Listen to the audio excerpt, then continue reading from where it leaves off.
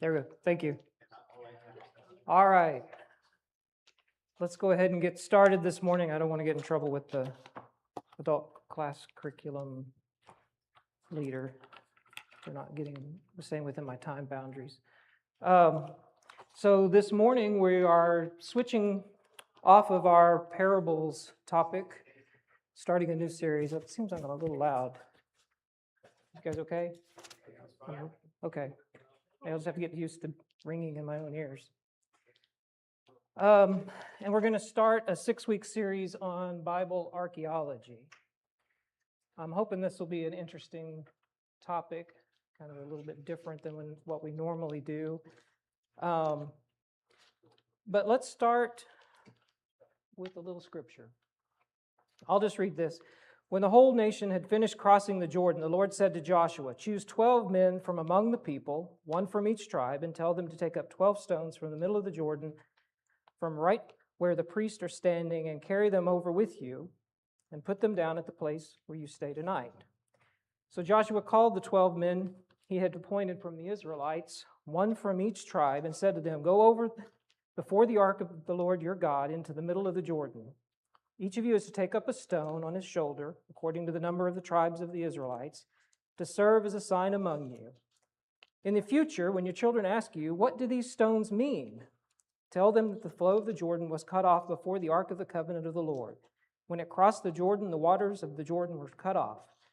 These stones are to be a memorial forever." So the Israelites did as Joshua commanded. They took 12 stones from the middle of the Jordan, according to the number of the tribes of the Israelites, as the Lord had told Joshua, and they carried them over with them to their camp, where they put them down.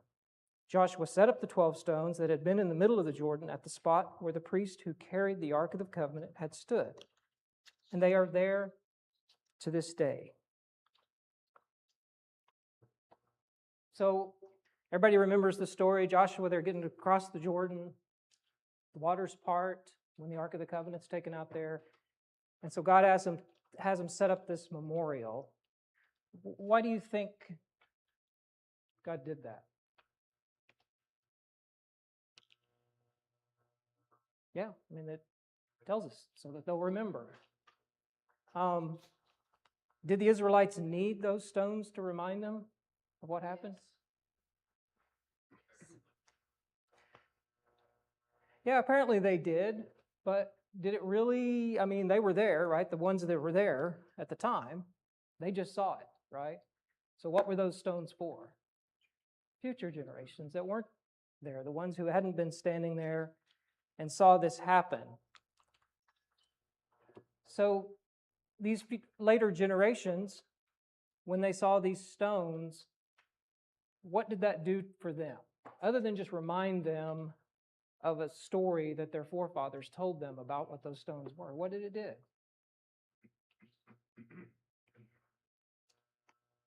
Yeah, it gave them confidence that what they were hearing was real. It in fact happened, because right there are these stones that were put up.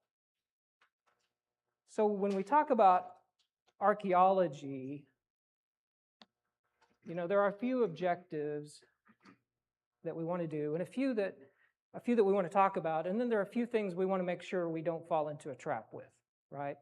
So what are some of the objectives of studying Bible archaeology? Well, first of all, improving our knowledge of physical evidence of Bible locations, so the geography, the people, the timeline. So what can archaeology do in terms of chronological or geographical or historical context? What can it provide there?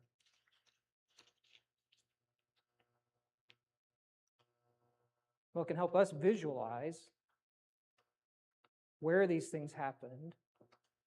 We can see the landscape. We can kind of maybe provide a deeper understanding of how these things may have come to pass, given the context of where they were at, what they were dealing with in terms of their surroundings, what's the geography of the land, why would maybe it have dictated some of the actions that they made.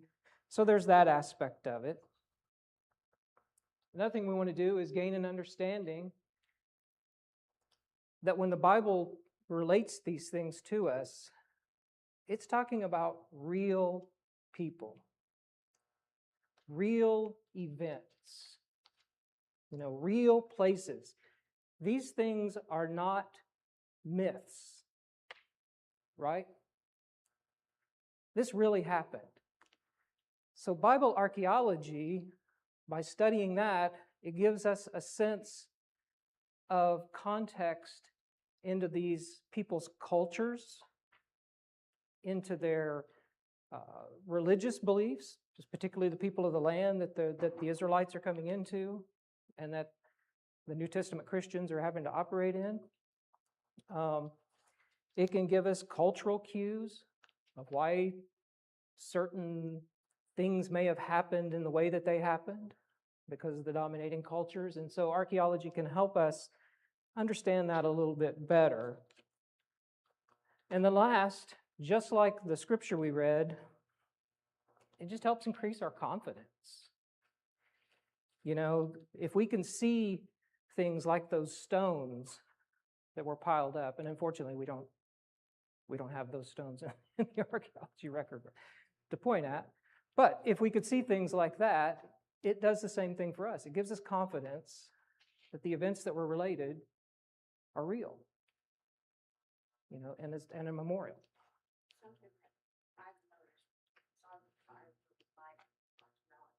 Mm-hmm.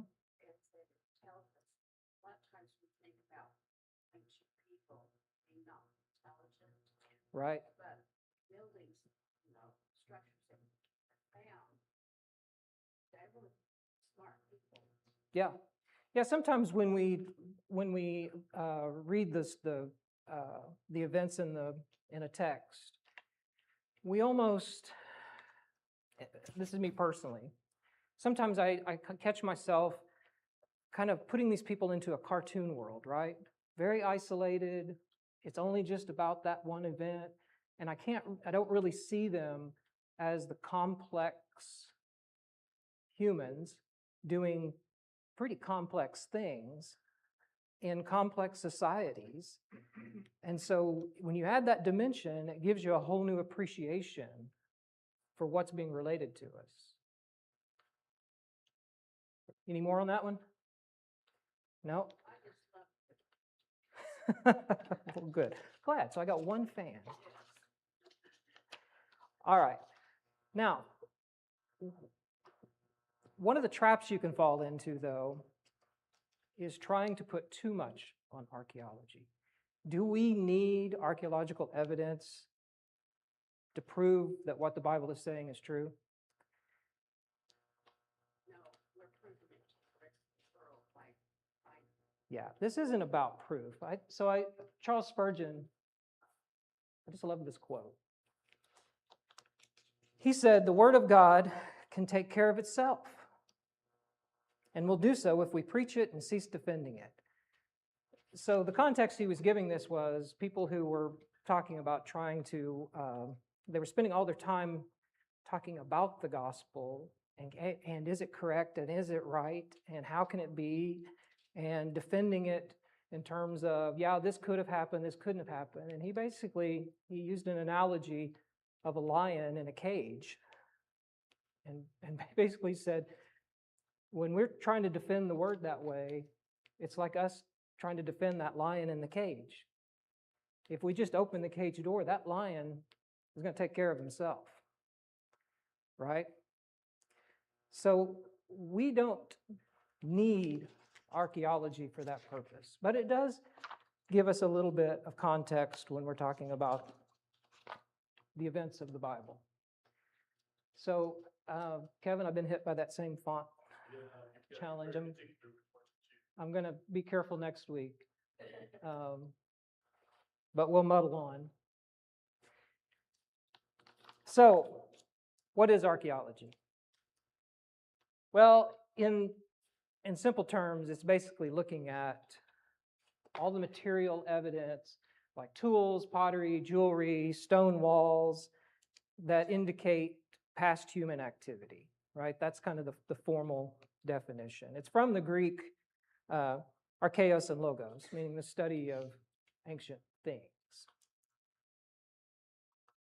One person said it was the recovery of man's past by systematically discovering, recording, and studying the surviving material remains that he has left behind. And I don't guess we're going to get to see the last bullet on here, but my favorite is archaeology is the science of rubbish. It's really trying to make sense of what people have left behind. They're rubbish. The things that they left that they can't take with them, and they're in piles, and that's what they get studied. But that rubbish provides us a lot of clues. Think about your trash. If somebody went through your trash, what would they discover about you? Well, they probably discover your diet.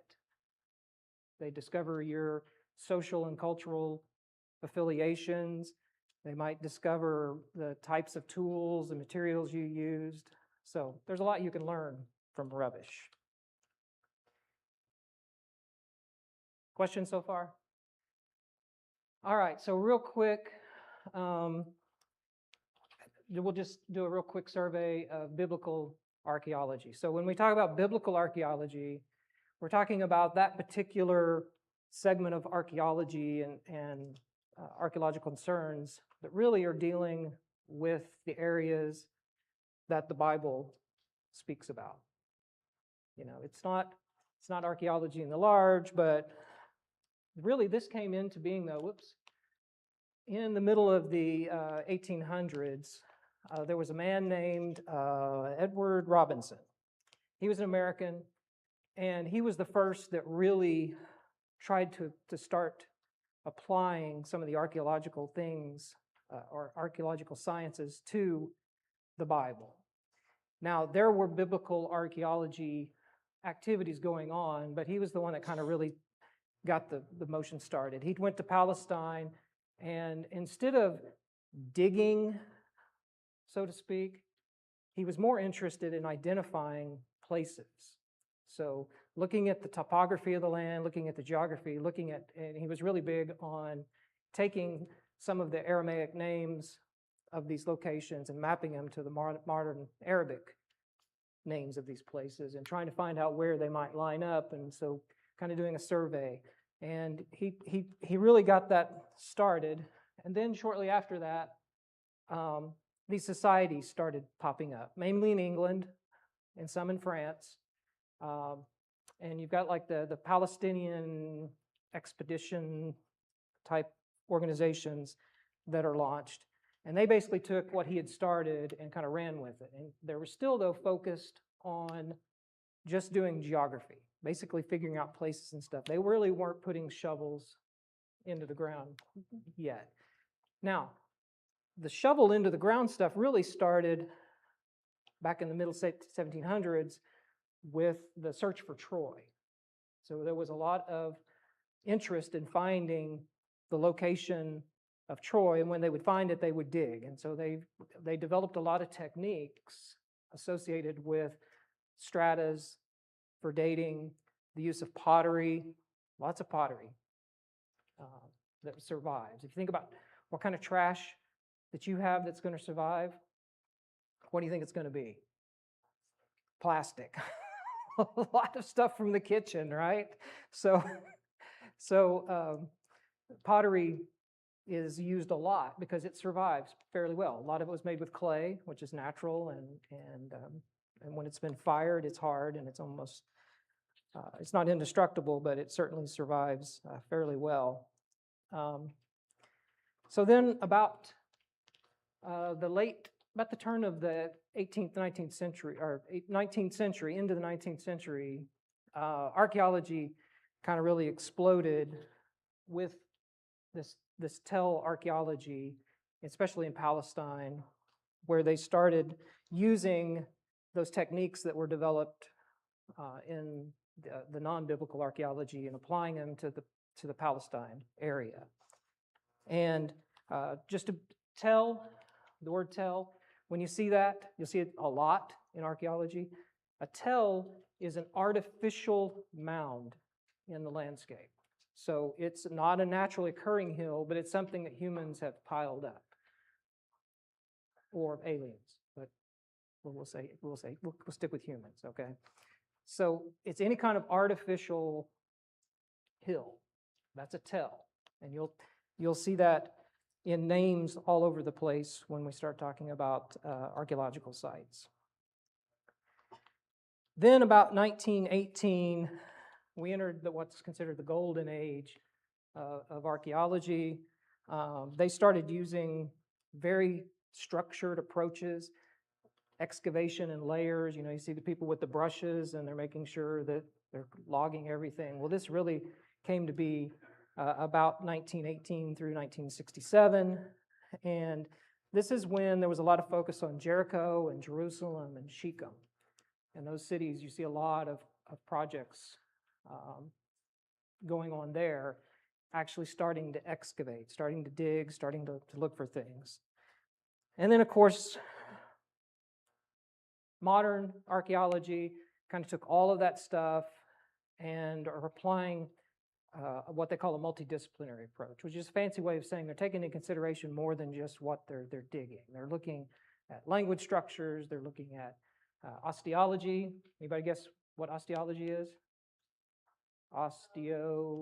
Bones, right? So what are these bones telling us? Botany, geology, and so they take a very multidisciplinary approach to archaeology. Is it flawless? No, absolutely not.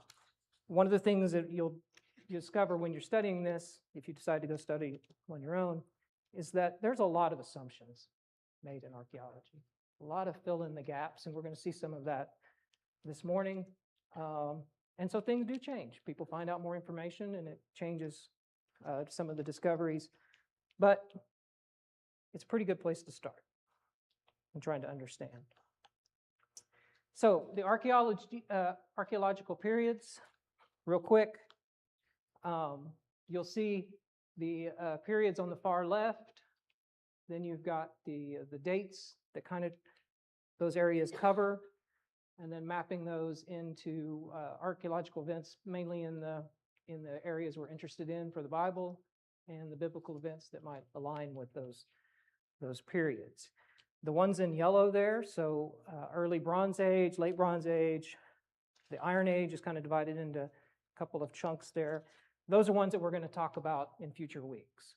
So we'll have some elements of those in future discussions. We couldn't cover everything. It probably would take, a couple of 6 months or so, but we'll try to hit some of those. Moving into more recent history, the Babylonian period, the Persian period, into the Roman period. And of course, the Roman period is where the New Testament world resides, time-wise, chronologically. Any questions?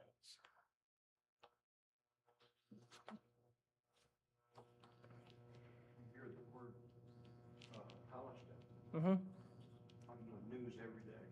Yeah, so let's... Would it be more accurate biblically to refer to that as the land of Canaan? In certain time periods, that is true. In modern times, let's see, can I get this pointer? Does this have a pointer? I've never used a pointer on this. Does this have a pointer? Somebody know? Anyway, maybe it does. Oh yeah, there we go. So when you talk about Palestine, it's basically the lower end of what is in modern days would be called the Levant. So the Levant is the ocean side downslope facing area along the eastern Mediterranean. And so it includes Lebanon, Syria, Israel, northern part of Israel.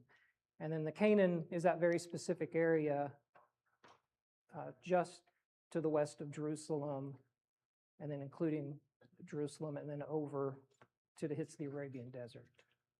Okay? Does that help? I think actually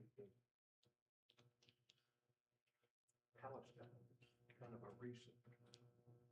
Actually, Palestine's a fairly, it's been used for 150 years now.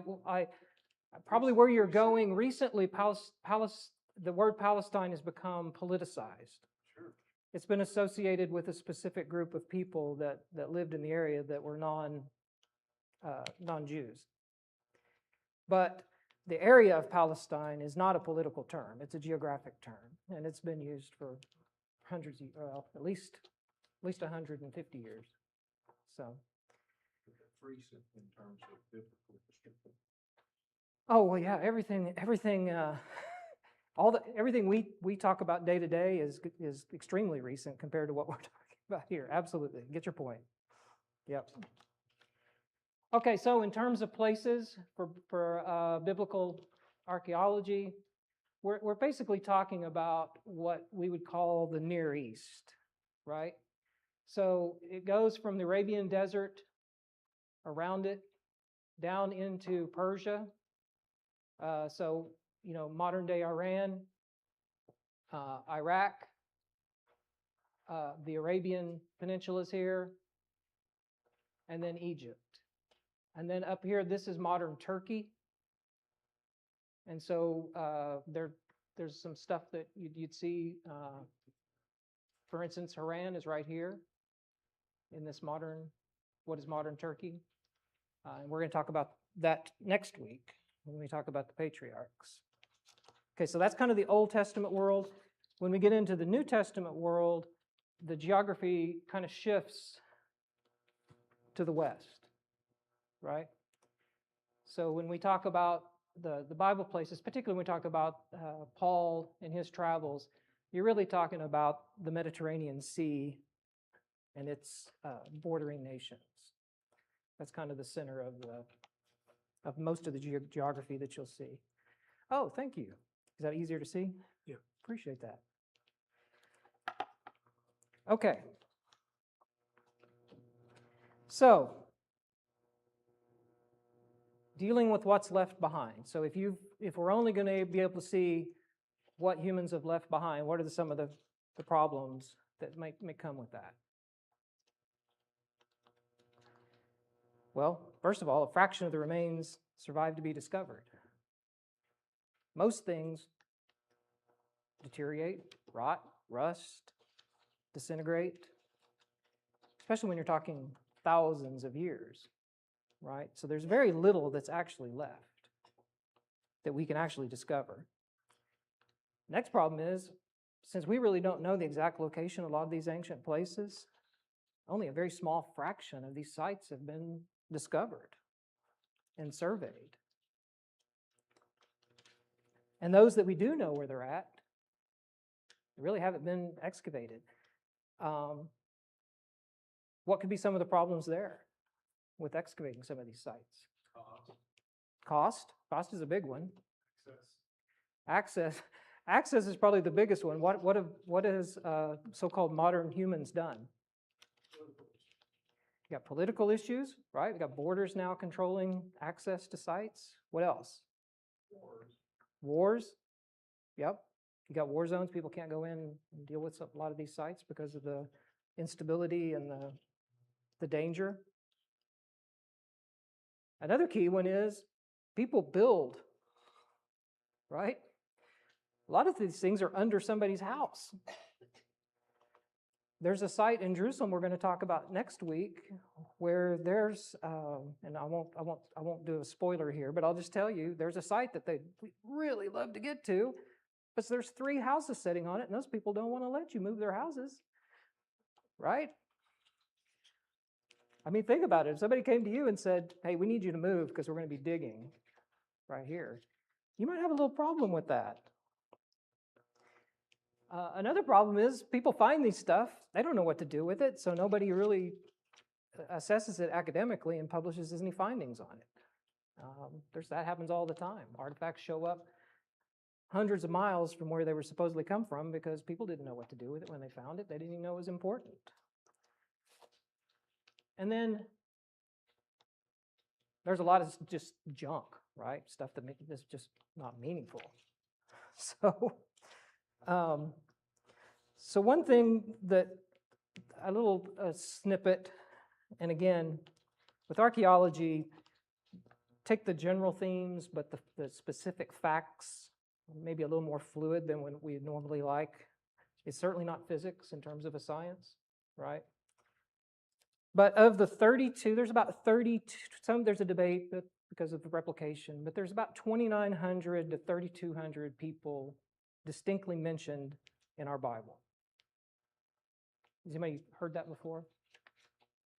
Of those, we've only found physical evidence, archaeological physical evidence, for about 53 of those people, right? So when you think about archaeology and all of those little snippets of stuff that we've got to deal with, it's not giving us a very complete picture. But when we do find something, it does add to our understanding. So just keep that in mind. Now, one example of this that we're going to spend the rest of the class talking about is David. Pretty central character, right? To us, to the Jews, you would think to the world in general, right? Well, until not too long ago, there was no archaeological evidence that had been associated with the existence of David. Now, we had the Word, right? God told us through His Word, David existed, but there we went for centuries without anybody able to point in the archaeological record or into any other society or any other group and say, oh, there's David. Does that surprise anybody? It surprised me. Did it surprise anybody else? I was a little surprised. But, like I said, archaeology is pretty fluid. And so there's been discoveries now that have changed that. And so let's talk about some of those. Well, let's focus on what we found in the archaeological record about David, okay? So in, let's see, it was about 2000 and, sorry, no, this was, I should have wrote down the date here. Within the last 50 years, we'll say. In fact, I think it was a lot earlier. I think this one was 2005. There was a excavation going on in in Dan. So Dan's an important city when we look at the Jewish history. Dan plays a role there, but Dan had changed hands many times because of its location. It had the various kingdoms had fought over this area, and they were doing some excavations there. And at the bottom of this pile of a wall, there was this stone, and the archaeologists caught their eye because it had this writing on it that nobody had really noticed. It had been there for centuries, and it was kind of being used as a secondary, almost like a piece of junk holding up a particular wall. And so they pulled it out and were able to look at it from the language, date it, and what it turns out to be, it's a victory stele. So it's basically a little monument that's put up. So whenever a king or a warlord or something would conquer an area, they would put up a stone to remind the people, hey, I beat the snot out of you guys. I own this now, right? This is my victory. This is my memorial to it. And sometimes they would place that in the locations where they had conquered. Sometimes they would do it back in their royal cities, just kind of a bragging stone about their exploits. Well, the king of Aram had this stele built and carved, and it references, well, the font's got us again, but 2 Kings, the events of 2 Kings, chapter 8, right? So let's just read that real quick. So Ahaziah went with Joram, son of Ahab, to war against Hazael, king of Aram, at Ramoth-Gilead. The Arameans wounded Joram, so King Joram returned to Jezreel to recover from the wounds the Arameans had inflicted on him at Ramoth in his battle with Hazael, king of Aram.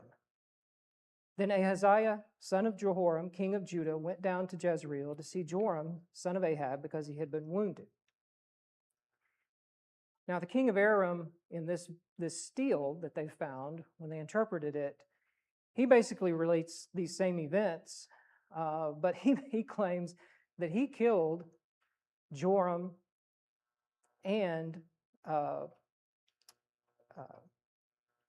his name was Hazael, so he killed Joram and Ahaziah. I'm getting all the names mixed up, sorry.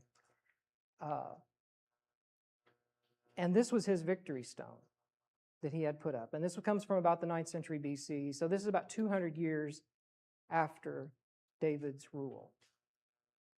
Now, a couple of things of note here is what's wrong with this account? Does anybody remember the story, the rest of the story? So these two kings, so what happened was the king of Israel had been wounded. He did leave the battlefield, but he returned home.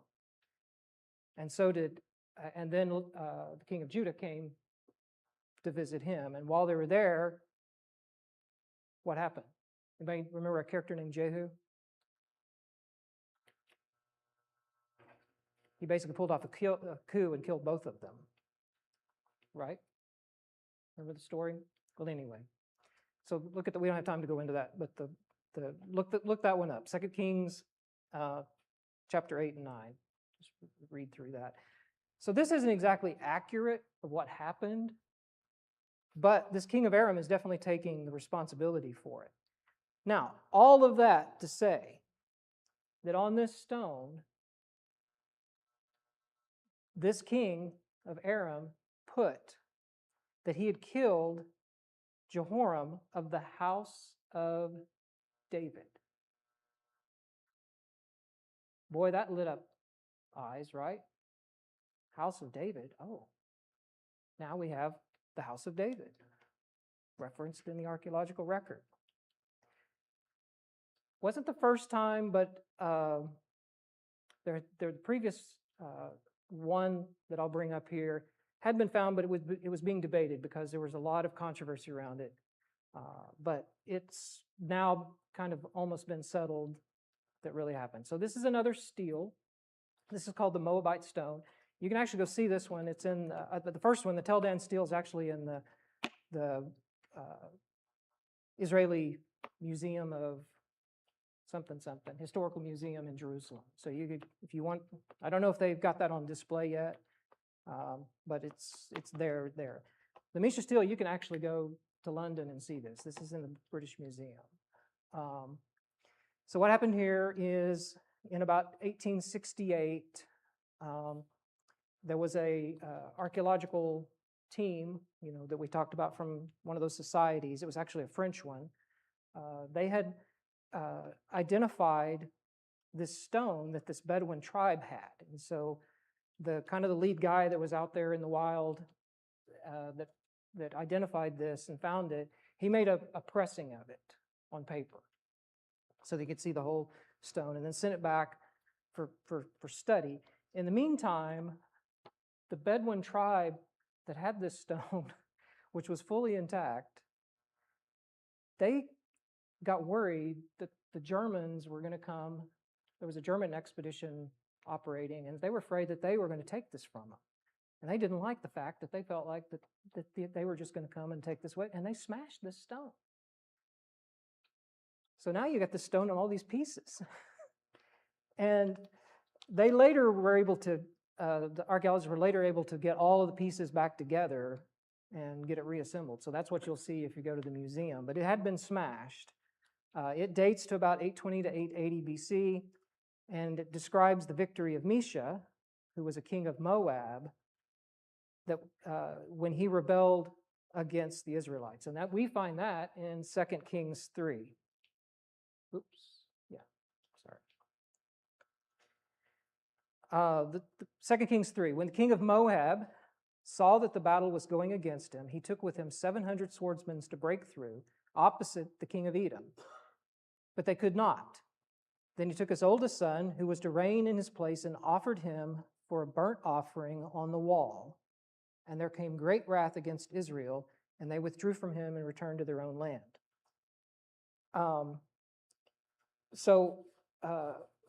Misha's part of this, though, was that he felt like his God, it was Chemosh, had sent him to do this. So he felt like he was on a divine mission, and he wound up sacrificing his son on the wall. The account kind of ends abruptly in the Bible here. It basically just says Israel withdrew. We don't know why, because they were winning. They were allied with Edom. The two kings and Edom were allied against this, and they had a lot of success against this Misha in trying to put down this rebellion.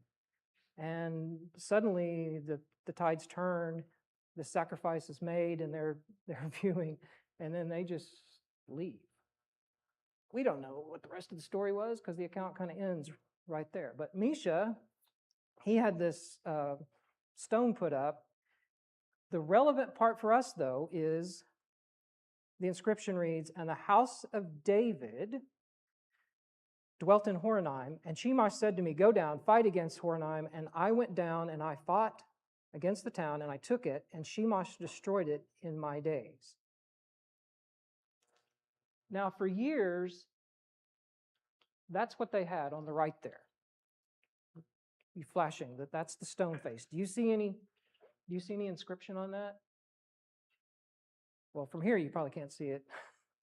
But when you look at this with the naked eye, you can see some letters, but there's several missing. And so it's a lot of sparse information. Well, humans have gotten good at using technology in ways that are just incredible. And so by using polynomial texture mapping with lasers and stuff, they were able to recreate the actual inscription, which clearly shows the house of David.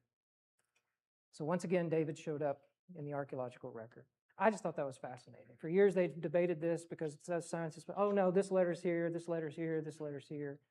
Well, now they've got pretty good information that shows the initial reading was correct. The other thing is, you see this is a pretty long account here. One of the other things that's mentioned here is kind of the oldest record that we have in the archaeological record of the word Yahweh. Misha has written in here that when he conquered the three kings, he took home articles of Yahweh. So basically, religious items that have been associated with the Jewish worship of Yahweh. That lit up some eyes too, because that was kind of the first time we'd seen the word Yahweh used in the archaeological record. All right. A couple more we'll go through a little bit quicker here. So about 920 BC, so this isn't too long after David, one of the Egyptian rulers, Shishak, comes over and conquers parts of the Levant, Palestine, land of Canaan. And this is in 1 Kings 14. In the 5th year of King Rehoboam, Shishak, king of Egypt, came up against Jerusalem. He took away the treasures of the house of the Lord and the treasures of the king's house. He took away everything. He also took away all the shields of gold that Solomon had made. So one of the things that Shishak did when he got back, he had on the temple a very large set of hieroglyphics done describing his exploit and how he had conquered these things. And he specifically mentions taking Gaza and Tanakh and Megiddo and the heights of David. Well, there we go. So the Jerusalem had been associated with the heights of David. So that's with the Egyptians. So once again, David showing up in the archaeological record. And then one last one. And this actually happened just 20 years ago or so. There was an Israeli archaeologist who was studying what's called the step stone area. And so this has been around forever. This was known for a long time about these step stones that were acting as a kind of a wall or a retaining wall for larger structures that were built on top. And it was often thought that that was the original fortress that was talked about in 2 Samuel 5. So just a couple snippets from there. Nevertheless, David captured the fortress of Zion, which is the city of David. David then took up residence in the fortress and called it the city of David. He built up the area around it from the terraces inward. And he became more and more powerful because the Lord God Almighty was with him. Now Hiram, king of Tyre, sent envoys to David, along with cedar logs and carpenters and stone masons, and they built a palace for David. Now in the text there, the key word, and you can't read it up there, but the terraces inward, maybe you can. That word terraces is the word Milo. And in the Old King James, you'll actually see it talks about landfill, because that's what that word means. So that area was basically a big pile and had been used as kind of a buttress for the fortress, which was up above. Well, the archaeologists looked at a text where it talked about David had gone down from the palace to the fortress. I said, well, okay, let's take that literally. So if he walked down, his palace would have been above the fortress. So she started digging in this area and found what today they call the large stone structure, which is a very extensive complex of walls, rooms, and stuff. And there's still a little bit of debate, but the evidence is kind of leaning that this is probably the palace that was built, because it fits geographically, it fits with the descriptions. And so, once again, then we've got even more evidence of King David. This is the one I said, this large stone structure. There's actually, if in this picture you see this, am I pointing it the right way? Am I not turning it on? Anyway, the picture on the right there, this area here, this is the stepped stone. So this has been around for a long time, been studied. This is that word Milo, basically the landfill terrace that's hiding up, that's supporting this area. And it loops around, comes around here. And this is the edge of the large stone structure. And so they've got it covered right now because they're still doing all the excavation, as you can imagine. Well, one of the problems with it is one of the areas that they like to extend into, there are 3 houses sitting on top of it. And they're not allowed to just push these people off. And these people haven't been willing to go so far. So who knows? Maybe one day they'll get access to the site. All right. We're at time, but going forward, so next week, we'll talk about the patriarchs, primarily about Abraham. One thought I'll leave to you is, have you ever heard the term, what does that have to do with the price of tea in China? All right, I'm going to give you a little bit of a different term. I'm going to say, what does that have to do with the price of slaves in the Near East? Okay, so be thinking about that. But going forward, we just want to, again, reaffirm what we talked about at the beginning. We want to be able to build confidence, confirm the events. And so as we're going through this stuff, kind of keep these questions in your mind. How does this help me accomplish this? And kind of be thinking about, what would I expect to see if I wanted to look specifically to bolster answers to these questions? All right. Any last questions? All right, next week.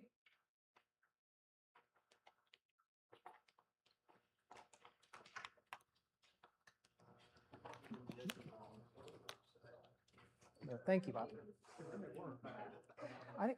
What was I doing?